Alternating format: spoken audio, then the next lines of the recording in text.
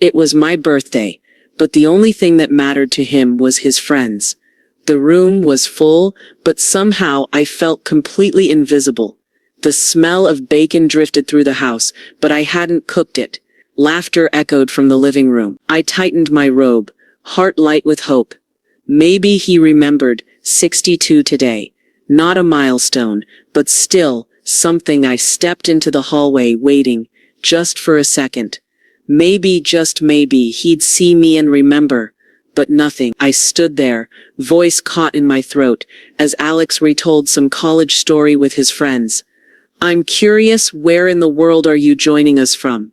Drop your city or country in the comments, and make sure you're subscribed for all the latest updates. It was my birthday, but the only thing that mattered to him was his friends. The room was full, but somehow I felt completely invisible. The smell of bacon drifted from the kitchen, but I hadn't cooked it. Laughter echoed from the living room. I tightened my robe, heart light, thinking maybe he remembered. It was my birthday, 62 today. Not a milestone, but still, something. I stepped into the hallway, listening. More laughter, male voices, then Alex's loud and carefree.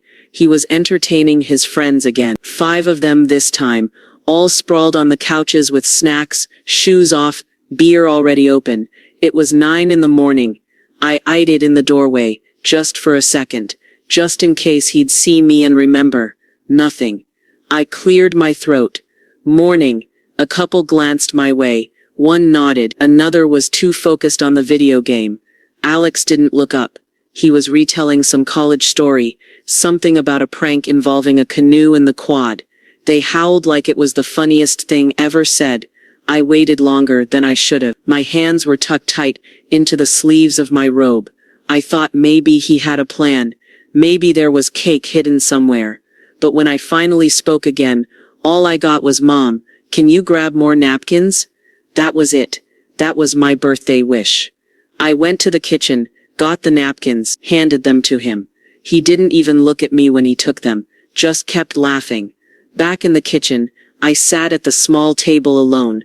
The room was spotless, unlike the mess they'd made in the other room. I looked at the calendar on the wall, my birthday circled in blue ink, a silly habit I'd kept for years. My little reminder to feel seen. It hit harder than I expected. I thought of the birthdays I'd spent planning for him, clown rentals, themed cakes, treasure hunts in the backyard. One year I stayed up till 3 sewing a pirate costume he wore for 5 minutes. And now I was just a voice behind a door. A name when something needed cleaning. A ghost. I walked to the living room again, and leaned on the doorway. Alex was halfway through another story. Everyone was laughing. Beer cans clinked. My lamp had been knocked over. I waited to see if he'd call me to fix it. He didn't.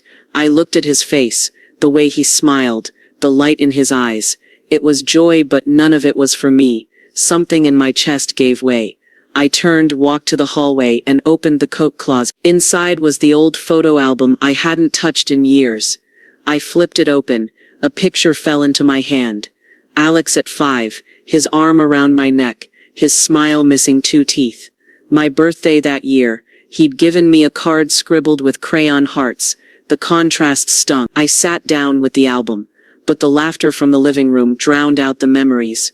It wasn't anger I felt. It was vanishing, like I'd slowly disappeared from my own home. I closed the book, stood up. No more waiting. No more hoping. I passed through the house. No one noticed. I reached for the front door, opened it, stepped outside. The air was cool, sharp against my cheeks.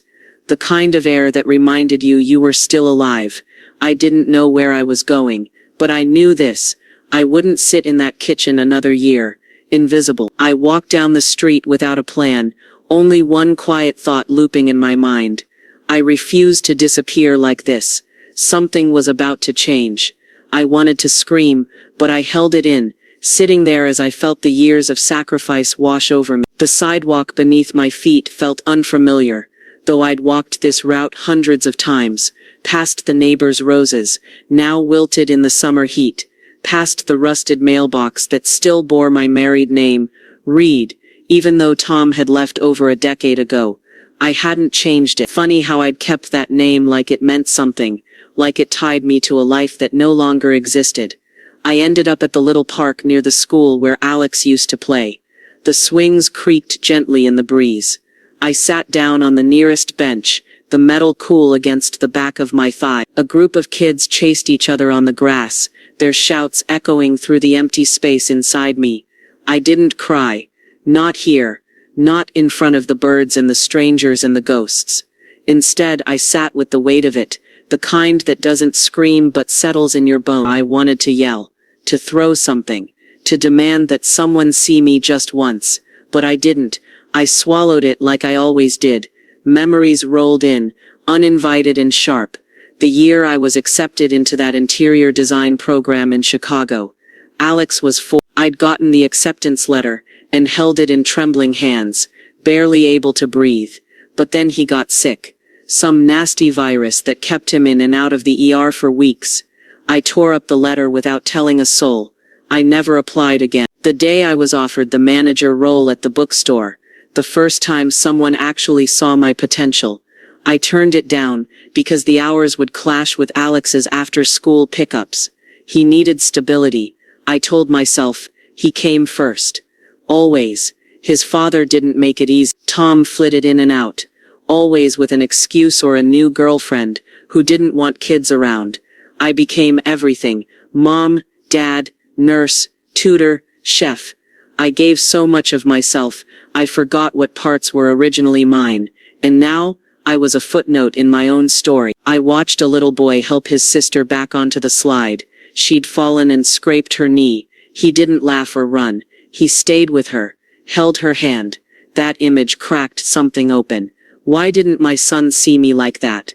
Resentment slid in like a slow I hated the taste of it, bitter and hot, but I couldn't deny it anymore. I had loved Alex so fully, so blindly, that I'd erased my own reflection in the process. And what had I been left with?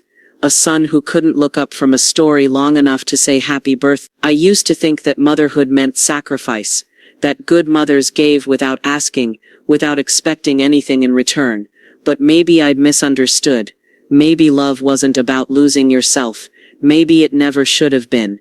I looked at my hands lined, dry, older than I remember. These hands had braided his hair for Halloween, when he wanted to be a warrior.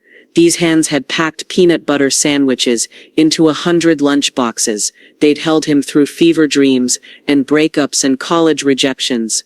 Now they were just napkin deliver. I stood slowly, feeling every year of my life in my joints. But I also felt something else. Something unfamiliar, quiet, but growing. Resolve. I walked back through the neighborhood, but slower this time, taking in the cracked sidewalks, the overgrown hedges, the sound of my own breathing. When I reached the house, I didn't go in right away. I stood at the edge of the lawn, watching through the window as Alex laughed with his friends, his back turned. That image used to make me proud. Now it just made me tired. I wouldn't do this anymore. I wouldn't be the backdrop to his life. I turned away from the house, not with sadness, but with certainty. I would no longer let his neglect define me. Something in me had finally woken up, and it wasn't going back to sleep. Enough was enough. I was going to take back control of my life, even if it meant breaking the bond we'd had. The kettle screamed just as I shut the door behind me.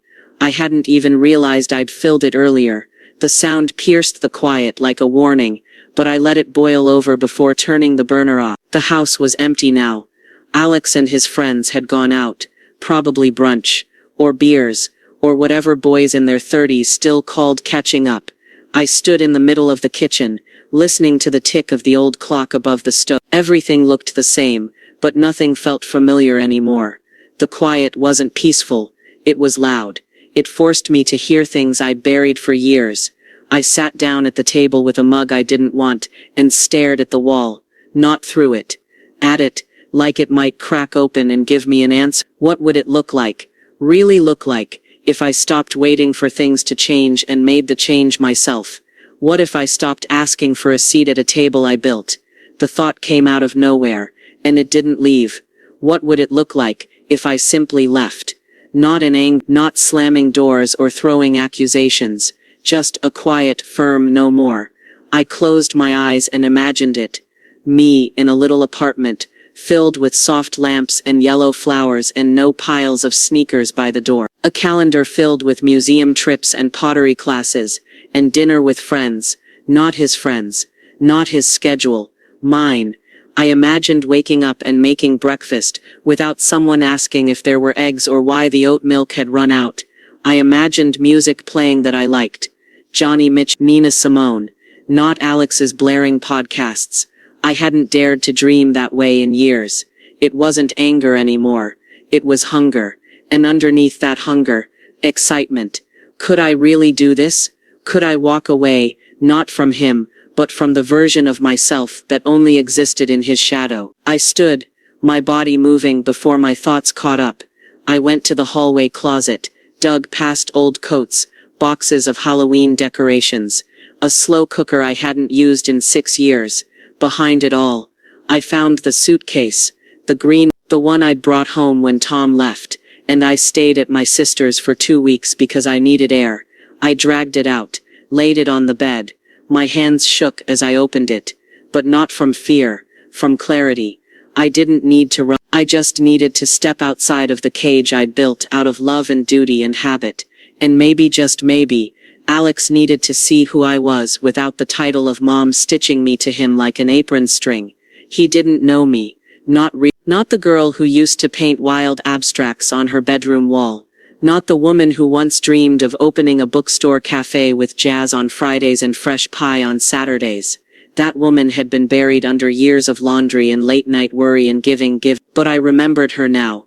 I folded 2 shirts, a sweater, jeans, toothbrush, my sketchbook, the one I hadn't opened since I didn't know where I was going. Maybe to my sister's again. Maybe just a weekend Airbnb near the lake. But I was going. Not forever.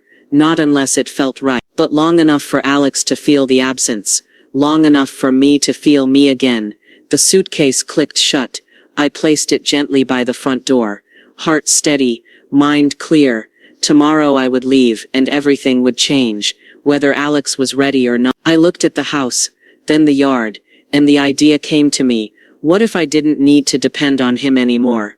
The suitcase waited by the door like a question mark. I passed it again, as I stepped outside into the late afternoon light, hoping the quiet would help me think. I wasn't ready to go to my sister's yet. I wasn't running.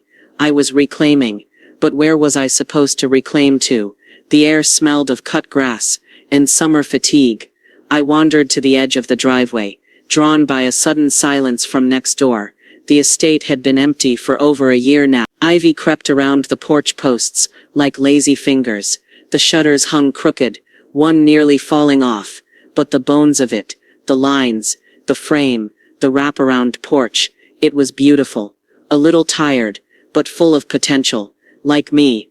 That's when it hit me. What if I didn't have to go anywhere? What if my fresh start was right next door? The thought struck like lightning. My chest tightened, not with fear this time, but with an electric, unfamiliar hope. I stepped closer, crossing over the edge of the unkempt yard. Dandelions had taken over, their seeds dancing in the air like tiny parachutes. I cupped one in my hand, made a wish I didn't speak, and blew it away. I imagined the porch repainted, wind chimes hanging near the swing, the front windows thrown open, sheer curtains fluttering in a breeze, a little chalkboard sign by the steps, open for poetry readings Thursday nights. Something wild and cozy and entirely mine. I stood there for minutes, just seeing it. It wasn't just a house. It was freedom. It was a life I could shape without apology. Back inside, I dug through a drawer for the realtor's number. I'd seen the listing months ago, but never thought twice about it. It had seemed too big, too much, too lonely. Now it looked like salvation. The phone rang twice before a cheery voice answered. I asked if the property on Hemlock Drive was still available. She hesitated, then confirmed it was. A few people had shown interest, but no one had moved forward. I told her I'd like to schedule a showing immediately. After I hung up, I stared at my reflection in the microwave door. My hair was a mess, but my eyes, God, my eyes, looked alive, hungry, curious. 2 things I hadn't been in far too long. I started pacing the kitchen, already imagining how I'd convert the back room into an art studio. I'd finally have space to paint again, maybe rent out the upstairs rooms to local students or traveling nurses. The idea of creating something income, community purpose, lit a fire I hadn't felt since before Alex was born. But the fire didn't last long. That night, as I combed through the online property listing, I scrolled to the fine print, and there it was, a deed restriction, rental cap, fixed rates, not to exceed 60% market value. My breath caught. That meant even if I fixed it up and rented the rooms, I'd be boxed in. The income would barely cover taxes, let alone renovations. My dream, this sudden fierce hope, began to dim around the edges. I slammed the laptop shut. Of course it wasn't simple. Of course something had to push back. Nothing I'd ever built for myself had come without a fight. But I was done backing down. I opened the phone book, heart pounding, and circled the number of a local property lawyer. If this house wanted to test me, it had no idea who it was dealing with. I didn't expect them to understand, but I never imagined they'd be this angry. The papers were signed on a Thursday morning, quiet and clean. The lawyer had been kind, soft-spoken, sharp, and helped me navigate the clause with surprising ease. I wouldn't make a fortune renting it, but I could make enough to prove a point, enough to start. I hadn't told Alex, not because I wanted to hide it, but because I wanted one moment, just one, that was mine, unfiltered by his disappointment or confusion. I wanted to feel the win before it was reduced to a debate, but that moment didn't last long. He found the documents first. I should have known he would. They'd been in the side drawer, beside the spare batteries and old phone chargers, now slightly ajar. When I walked into the kitchen that evening, he was standing there, papers in hand, disbelief carved deep into his face. "You bought the," he said, voice flat, as if he couldn't quite believe his own mouth. I opened the fridge, calm on the outside. "Yes. Are you kidding me?" His voice rose like a match flaring to life. "You bought that place, without even talking to me." I shut the fridge slowly. "It wasn't yours to approve. You live with me," he snapped. "What, you just wake up one day and decide to play landlord?" "I didn't decide anything on a whim," I said, forcing the steadiness back into my tone. "I've been thinking about this for a long time." "I doubt that," he scoffed. "You can't afford it. You don't even have a plan." "I do have a plan," I said, "and I can afford it. I used money Dad left me. It's not much, but it's enough for a down payment, and some renovations." He looked at me like I was speaking in tongue. "You used Dad's money for this? That's supposed to be for emergencies." "I am the emergency, Alex," I said, finally meeting his eyes. The silence cracked between us, sharp and thick. Just then, Lily walked in, makeup flawless, phone in hand. She glanced between us and frowned. "What's going on?" "She bought the house next door," Alex said, motioning to the papers. "Without telling anyone." Lily raised an eyebrow. "Seriously? That place is falling apart." "I know what it looks like now," I said, "but I see what it could be." "Do you know how reckless that is?" Lily stepped closer, voice low but pointed. "You're not exactly in a place to gamble, Martha. This kind of decision, it affects us too." Something in me snapped, not with anger, but with finality. "It's not your decision," I said, "and it's not his either. I'm not asking for permission." Alex slammed the drawer shut. "You're being selfish." "Selfish?" I repeated, stunned. "Do you hear yourself? I've spent my entire adult life giving. Every choice I've made has been about you. And the first time I do something for me, it's selfish." His jaw clenched. "You're throwing everything away." "No," I said. "I'm finally holding on to something." We stood in the kitchen, the distance between us now a canyon. He stared at me, something bitter rising in his face. "If you go through with this," he said slowly, deliberately, "don't expect things to go back to normal. You're choosing that house over your own son." My breath caught. I blinked once, hard. "I'm choosing myself," I said. His eyes went cold. "Then don't be surprised when this family doesn't recover.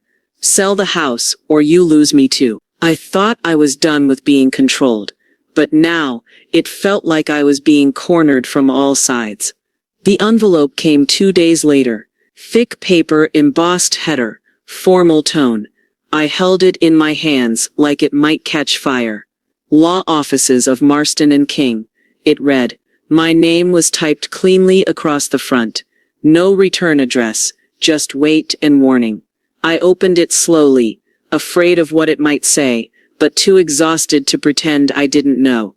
It was a cease and desist. Alex had hired a lawyer. He wanted me to reverse the proposed rent structure on the house.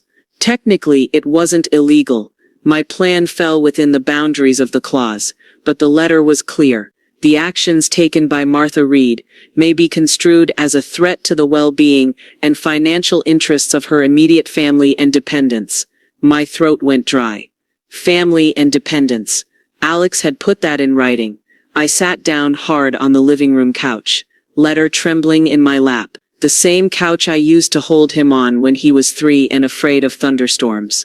Now he was using the law to silence me. My phone buzzed. His name flashed across the screen. I didn't want to answer. I answered anyway. You got the letter? He said. No. Hello. No hesitation. I did. Good. Because this has gone far enough, Mom. I said nothing. Just listened to the sound of his breathing. Hard and uneven. Anger never suited him. It made him sound like someone else.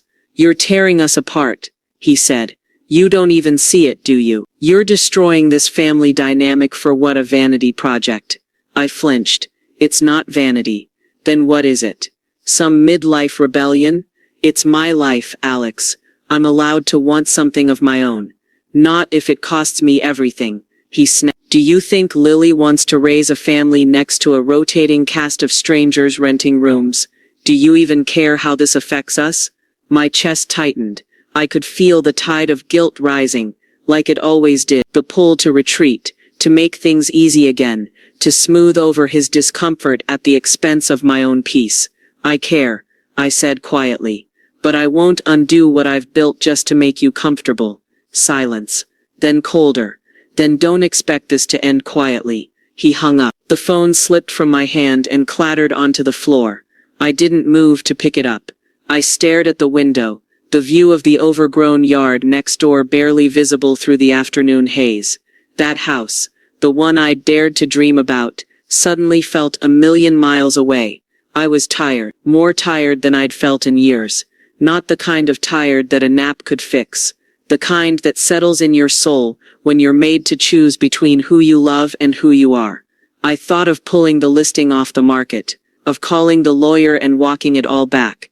It would be easier. Less pain, less pressure, maybe even a reconciliation. Maybe Alex would smile at me again like he used to. But that dream, too, felt faded, because I knew, deep down, that even if I gave up the house, nothing would really go back to how it was. Not because I'd changed, but because I finally saw the truth. Alex didn't just want peace. He wanted control, and I couldn't give him that anymore. I folded the letter, tucked it in a drawer, and stood by the window, staring at the house that started it all, torn between the mother I'd been and the woman I was becoming. I wasn't just fighting for a piece of land anymore.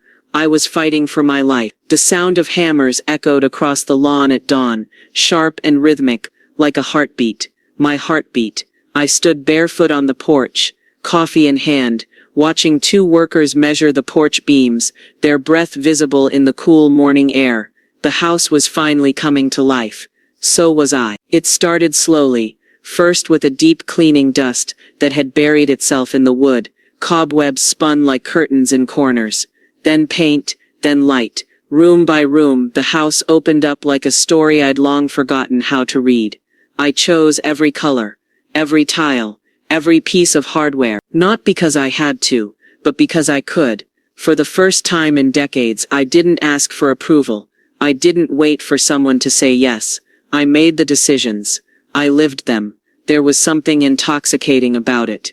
I turned the smallest bedroom into a studio space. I opened my old sketchbooks, pages brittle but still familiar, lines turned to forms, forms to life. The first thing I drew was a woman walking away from a burning house, face calm, steps steady. She wasn't escaping, she was becoming. That drawing still sits on the easel by the window. I look at it every morning. Neighbors started waving again. The curious ones stopped to ask what I was building. I told them a place for writers, artists, healers, a home for people trying to start again. Some looked at me like I was crazy. Others nodded like they understood. In the evenings I swept the porch, imagining the sound of laughter, of voices reading poetry, of guitar strings on a summer night. The dream was no longer an escape. It was soil. I was planting something real here. Inside, the house smelled of wood polish and paint. Every room had a purpose. None of them defined by someone else's needs. It wasn't perfect, but it was mine. And with every nail, every brushstroke, I felt it. The guilt I had carried like a second spine beginning to loosen. I stopped checking my phone for texts from Alex. He hadn't called. Not since the letter. The silence between us was painful, but clean. No more yelling, no more pleading, just absence. I missed him. Of course I did. But I was learning that missing someone and needing their permission weren't the same thing. I didn't cry about it anymore. I let the grief live next to the hope, like mismatched roommates. Some mornings the grief was louder, but more and more the hope was beginning to speak. One afternoon I sat on the porch steps with a lemon scone and my second cup of tea. The wind lifted the loose edges of the drop cloths inside the front room. Light danced through the trees. I wasn't just surviving. I was rebuilding. I was more than a mother. I was a woman with dirt under her nails, keys in her hand, and a future she didn't need anyone's permission to walk toward. Still, as I watched a family walk by, a father swinging a toddler in the air, the mother laughing beside them, I felt the familiar ache. I wondered what Alex would say if he saw the place now, if he'd see it for what it was, a declaration, not a betrayal. Cliffhanger. I smiled at the house. Proud and quiet, but in the stillness one question whispered louder than the rest. Could he ever forgive me for choosing myself? I never thought I'd be the one to make the first move, but sometimes a mother has to do what's necessary. It was nearly dusk when Lily showed up. I saw her through the living room window, standing awkwardly by the gate with her arms wrapped around herself. Her dress fluttered slightly in the breeze. She looked unsure, like someone rehearsing a speech she didn't want to give. I hesitated. For a moment I thought about pretending I wasn't home, but then I remembered I'd built this house to face things, not hide from them. I opened the door before she knocked. "Martha," she said, voice low, "can I talk to you?" I stepped aside without a word. She walked in slowly, looking around like the house might buy. Her eyes swept the freshly painted walls, the soft throw pillows I'd arranged just that morning, the faint smell of lavender and old pine. "It's beautiful," she said finally. "Thank you," I replied, still cautious. She didn't sit until I did. We ended up across from each other in the sunroom, the last light of the day warming the floor between us. "I owe you an apology," she said, "for how I acted, for what I said." I didn't respond. "I was overwhelmed," she continued. "Alex was spiraling. I just wanted to keep the peace, and I didn't stop to consider how much this might have meant to you. That was wrong." The words didn't melt me. They didn't crack the surface, but they didn't bounce off either. "Thank you," I said quietly. "It did mean something. It still does." Lily looked down at her hands. "He's not okay, you know." I blinked, startled. "What do you mean?" She hesitated, then looked up. "He hasn't told you, but he's in trouble. The business didn't just take a hit, it's drowning. He put up most of his savings trying to keep it afloat. That's why he panicked when you bought this place. He was hoping to move in here, with me. Start fresh. Rent out the top floor maybe." I stared at her, the air suddenly too thick to breathe. "He never said anything," I whispered. "He was ashamed," she said. "But that doesn't excuse how he treated you." I told him that. Silence settled again, but it was different this time, less cold, more aching. "I felt like I disappeared," I said finally. "Both of you, you never asked what I wanted, just assumed I'd bend, like I always have." "I know," she said, "and I'm sorry. I let his fear become mine, but I see you now, Martha, and I want us to do better." I watched her face, searching for cracks, for rehearsed lines, but she looked tired, human, maybe even honest. "I'm not changing the rent plan," I said, my voice steady, And I won't apologize for what I've built here. I'm not asking you to, she said. I just hope this isn't the end. It felt like something softened between us. Not healed, but loose. As she left, she paused at the door. He won't ask you for help. Not even now. The door closed gently behind her. I stood in the quiet for a long time, thoughts colliding. My son was struggling, drowning, and I was sitting in a home he'd once dreamed of making his own. I had every right to protect what I'd made, but that didn't erase the ache. I walked to the window, watching the porch light flicker on across the yard. Everything had changed. And now, I had to decide what to do with that knowledge. I turned from the window, and sat at my desk, pen in hand, torn between protecting what I'd earned, and reaching out to the one person who might never forgive me. I wasn't just fighting for a piece of land anymore, I was fighting for my life. It started with a Facebook post. One of Alex's friends, someone I barely remembered from his high school baseball team, shared a photo of the estate with a caption dripping in sarcasm. Some people choose legacy, some choose control. When your mom builds a commune instead of a future for her family. I ignored it. But then came the comments. Dozens. Then hundreds. I hadn't realized how far Alex's bitterness had spread, how loudly he'd been talking while I stayed quiet. Family friends, old neighbors, even distant cousins I hadn't heard from in years, began tagging me, texting me, asking what was really going on. Some offered support, others sent passive-aggressive concern, wrapped in judgment. Then the local blog picked it up. Mother vs. Son. Real estate dispute tears family apart in Crestwood. I didn't cry when I read it. I laughed, bitter and short. The article twisted every word, painting Alex as a struggling entrepreneur abandoned by his mother at her most selfish moment. I was an eccentric retiree, reclusive, defensive. A few kind quotes were buried deep, but the story was clear. I was the villain. That night I couldn't sleep. My phone kept lighting up with messages, some kind, some cruel, many anonymous. One simply read, "Why do you hate your son?" At sunrise, I made coffee and walked out to the porch.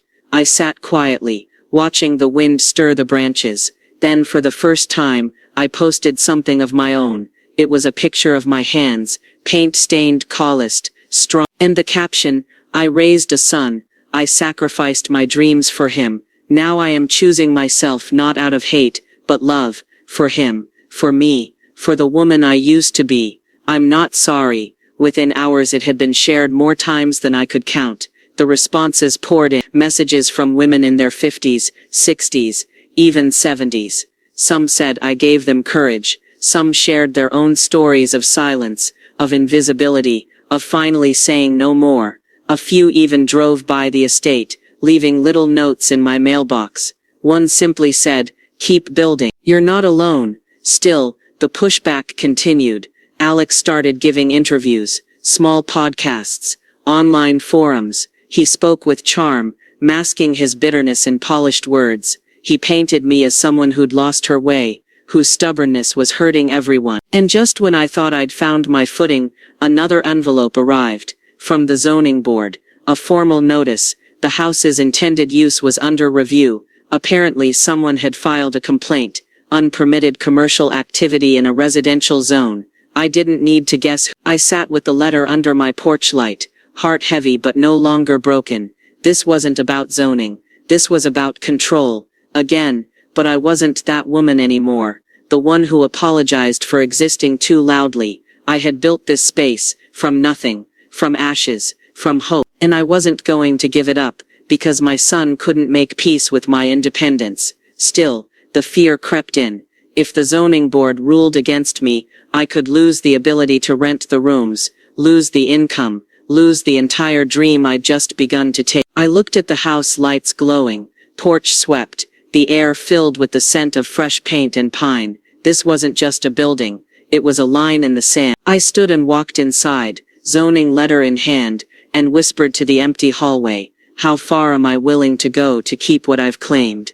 I thought I was strong enough, but this was the moment that tested everything. The hearing was set for Thursday. The zoning board would decide whether the house could legally function as a multi-tenant residence. Until then, I was in a kind of purgatory, living in the space I'd built with my own hands, while a piece of paper threatened to strip it all away. Tuesday afternoon, I found another envelope waiting for me in the mailbox. This one wasn't from the city. It was hand-delivered, my name written in thick black ink. The letters hurried, maybe even angry. Inside was a letter from Alex's attorney, a settlement offer. They proposed I withdraw the rental application, revert the estate to single-family zoning, and cease all public-facing activity associated with the property. In exchange, Alex would withdraw his complaint, end all legal proceedings, and even offer financial assistance for the renovations I'd already completed. There was a handwritten note clipped to the back. "Mom, please just consider it. Let's stop the bleeding. We can fix this." My fingers trembled, not with fear but fatigue, the kind that settles behind your eyes and never fully leaves. I sat on the steps of the front porch. The letter spread open beside me. Across the street, a wind chime clinked. A jogger passed by. Everything felt so normal. Meanwhile, my world was dangling on the edge of a decision I never asked to make. My phone buzzed in my lap. A text from Lily. "He thinks you'll fold. He doesn't realize how strong you've become." I stared at it. Did I even feel strong anymore? Because I didn't feel like a fight. I felt like a woman who just wanted to keep the thing that finally made her feel like herself again. For hours I walked through the house room to room, running my fingers along the door frames, the windowsills, the paint still soft under the light. Each brushstroke held a piece of me. Not the mother, not the giver, not the fixer, me. And that made the decision clear. I called the attorney just after 6. "I'm rejecting the offer," I said, my voice calm but firm. "I won't compromise what this place means to me." She paused. "Are you sure, Martha? The board's decision could shut the entire thing down." "I know." Another pause. "I'll inform them." The line went dead. I stood by the kitchen sink, the last light fading through the blinds, casting shadows that reached like fingers across the floor. For a long time I didn't move. I just breathed. I was scared. Of course I was. But I'd lived through worse. I'd lived through empty beds and slammed doors, and years of feeling like I didn't matter. This was pain I chose. The kind that comes when you stop asking permission to be whole. I turned off the kitchen light, and walked to the front room. My sketchbook waited on the table. I opened to a fresh page. I didn't know what would come next. If the board ruled against me, I'd lose more than walls and windows. I'd lose a piece of the identity I'd finally begun to reclaim. But I also knew something else. No matter what they ruled, I wouldn't go back. Not to silence, not to shadow. I picked up my pen, and began to draw. Not for anyone else, not for approval, but to remind myself of who I was before the world tried to tame me. This was no longer about the estate. It was about me. The ruling came quietly. A single sheet of paper slid into my mailbox, folded over once and stamped with the city seal. No courtroom drama. No drawn-out speech. Just a The board had approved the zoning variance, with restrictions, yes. But it was a win. I could rent the rooms, continue my work. The estate would stand as more than a home. It would be what I envisioned all along, a space for women to begin again. I stood in the center of the hallway, light pouring in from the skylight above, the letter pressed to my chest. For the first time in months, I let my knees buckle and I sat right there on the floor, laughing, then crying, then both. Freedom isn't loud.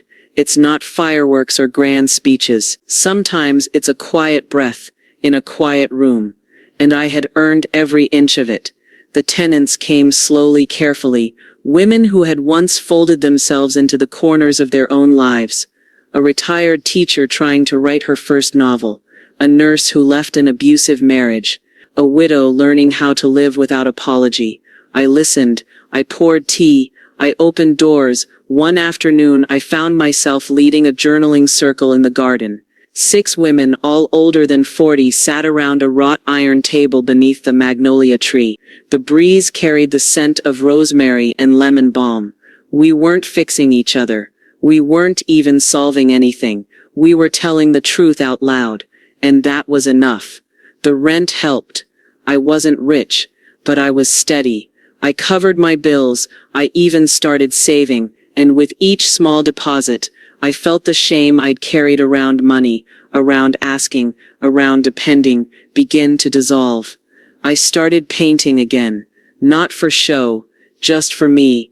I filled one room with my canvases, soft color storms, abstract portraits, messy joy. People started asking if they could buy them. I said no, at first, then I said maybe. And then one afternoon, I said yes. I hosted my first art show in the backyard. Nothing grand, just a few pieces, strung from wires, candles flickering in mason jars, laughter drifting into the night. It wasn't just about the paintings, it was about the life that made them possible. I no longer waited for anyone to give me permission. That, I realized, was the real gift. I still missed Alex, not every day, but there were nights when I'd find myself staring at the lamp by the window, wondering what he might say if he could see this version of me, whether he'd still think I was selfish, or whether he'd finally understand. Maybe Lily had shown him the text. The photo. Maybe he'd read the articles again with new eyes. I didn't know. I only knew what came next. That morning the air was still heavy with the promise of rain. I had just come in from watering the garden. When I saw it, a single email, subject Mom. The body was short. Just one sentence. Can we talk, just the two of us? No threats, no legal language, no manipulation, just a request. My hand hovered over the keyboard. My heart thudded, not with fear but with the gravity of old wounds stirring. He wanted to talk, and I didn't know if I was ready. I stared at the blinking cursor, torn between the peace I'd found and the past that might come rushing back with a single reply.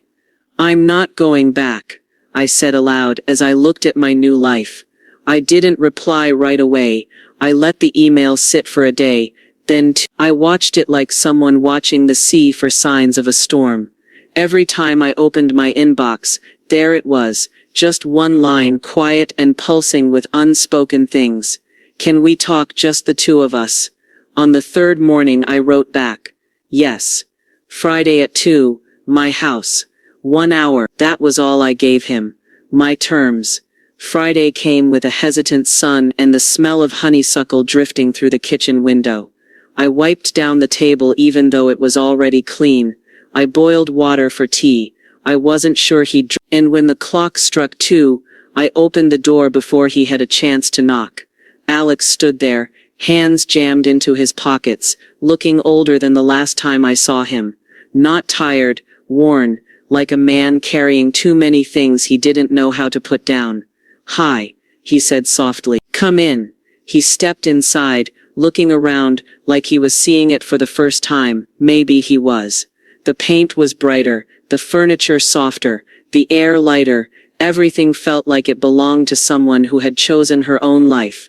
We sat across from each other at the kitchen table. I didn't offer pleasantries, just silence and time. I read your post, he said finally, the one with the picture of your hands. I nodded. It was for me, not for you. I know. More silence. He looked down. I didn't come to argue. I said nothing. Waited. He cleared his throat. I was angry, scared, and I didn't know how to say that without blaming you. You never tried, I said. He winced. You're right. I folded my hands on the table. Alex, I need to be clear. I didn't just build this house. I rebuilt me. I can't go back to who I was. Not for you. Not for anyone. I'm not asking you to. Aren't you? I asked gently, because every time I made a decision, you fought it like it was a betrayal. But I didn't betray you, Alex. I stopped betraying myself. He looked up at that, eyes glassy, jaw tense. I didn't understand, he said, not until everything fell apart. The business, Lily almost leaving me, trying to control everything. I thought I was protecting us. No, I said, you were protecting the version of me that made your life easier. He swallowed hard. I'm not proud of how I handled it, he said. I was cruel, and I was wrong. I looked at him for a long moment, then stood and poured tea for both of us. I placed his cup in front of him, not as a gesture of peace, but as a signal of boundaries. I was in control now. I forgive you, I said, but I don't owe you access to my life. Not like before. I understand. I hope you do. We sipped in silence. Outside, the wind shifted. Somewhere down the road, a chime rang. I'd like to come by sometimes, he said, if that's okay, not to stay, just to visit. Maybe, I said, if you come as my son, not my judge. He smiled. It was small, unsure, but it was real.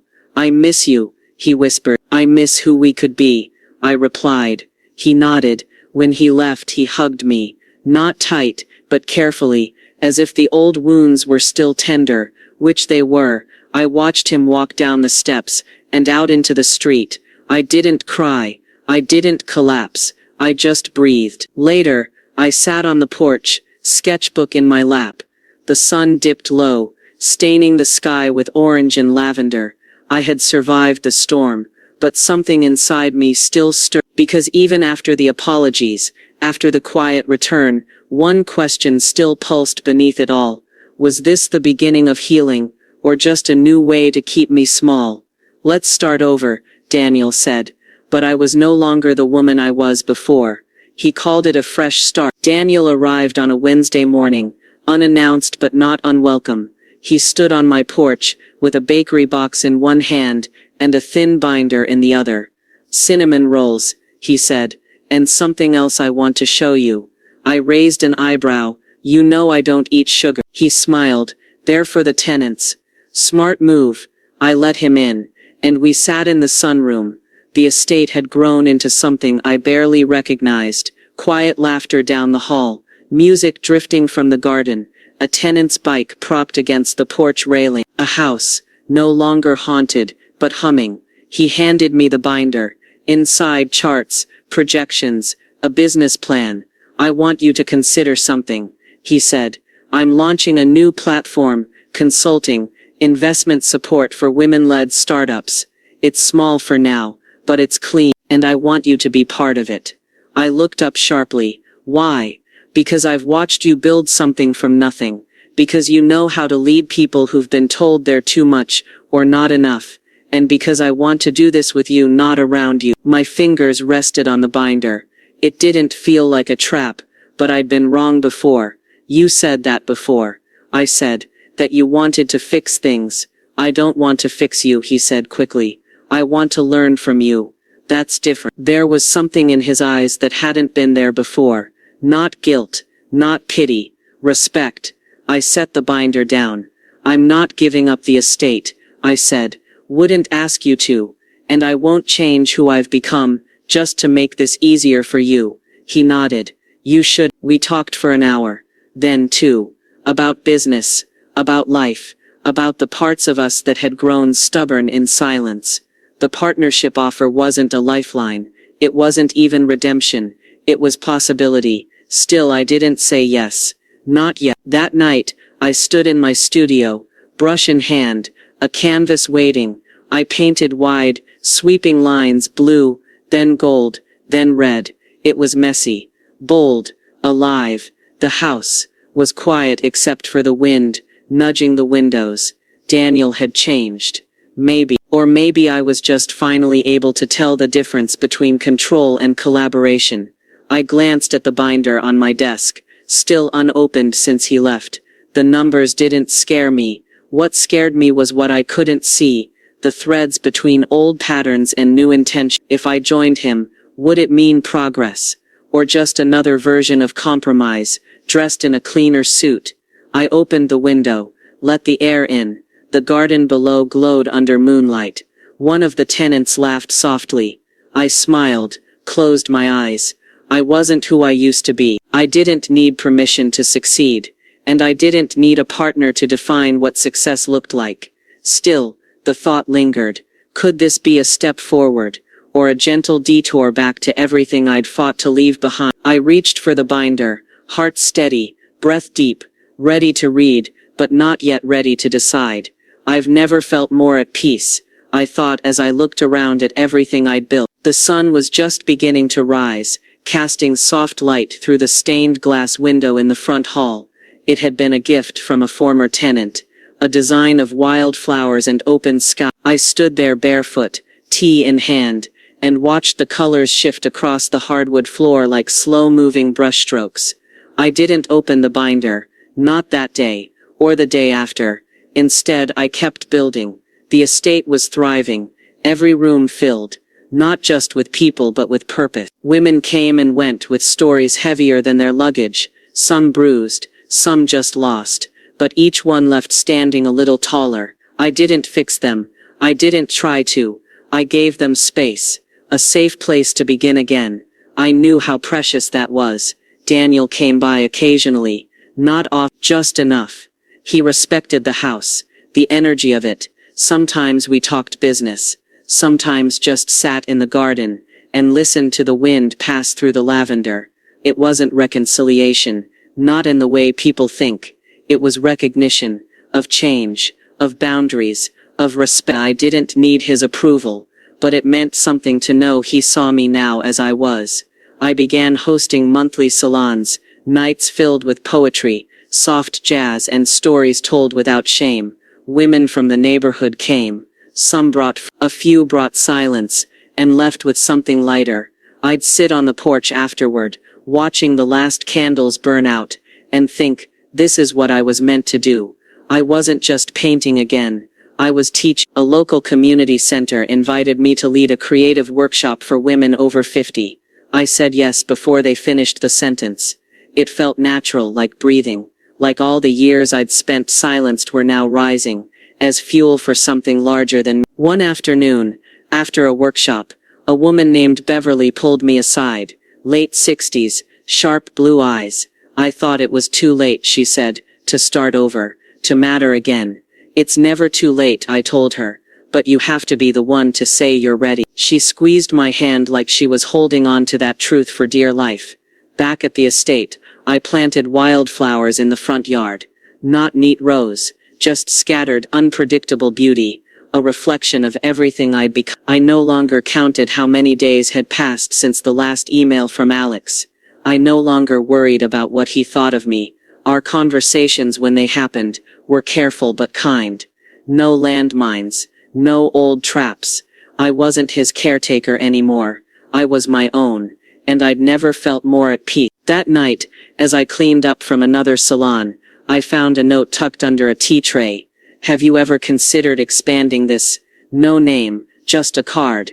On the back, a small printed line. Women's Resilience Collective, New York chapter.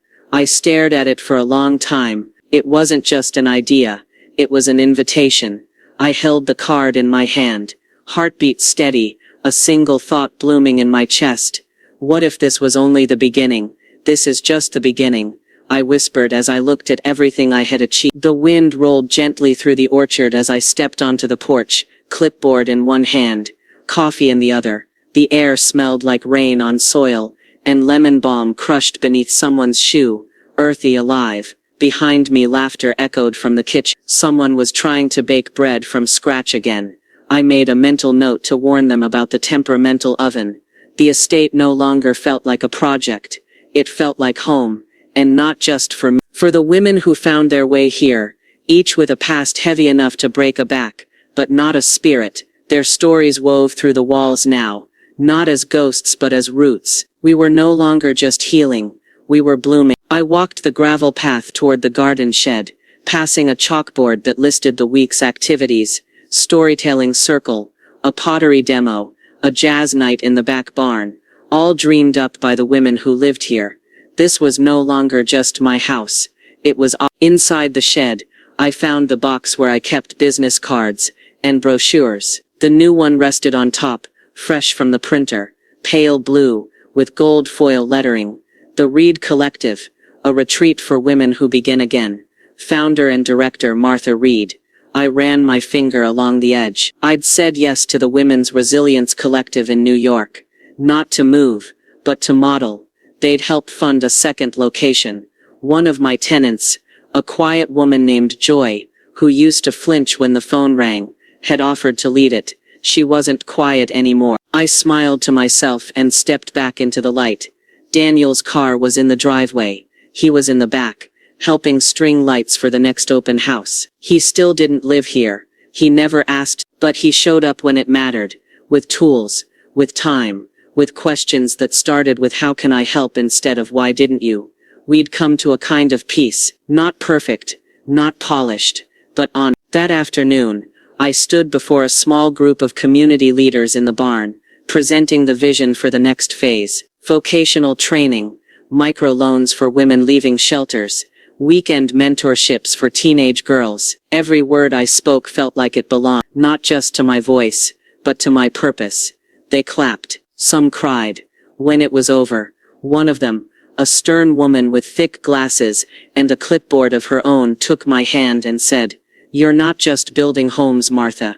You're building women." Later I sat on the porch, exhausted and glowing. Alex had sent a postcard last week from Denver. He was rebuilding too, in his own way. It didn't hurt anymore. Or maybe it still did, but not in the old sharp way. It was more like a bruise healing from the inside out. I leaned back, eyes tracing the line where the sky met the trees. My life didn't look anything like I thought it would 5 years ago. It was better, messier, brave. The house behind me buzzed with activity.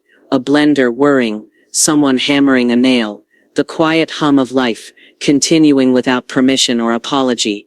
I picked up my sketchbook and began to draw. Not to escape, not to process, just because it brought me joy. A soft figure, arms open, standing on a cliff's edge, not jumping, welcoming. I titled it Becoming. Then the phone buzzed beside me. A message from the New York director. "How would you feel about speaking at the national summit? Your story has become something of a movement." I stared at the screen, the wind curling around my ankles, and I smiled. I rose from the porch swing, spine straight, heart steady, ready not just to answer, but to rise to whatever came next.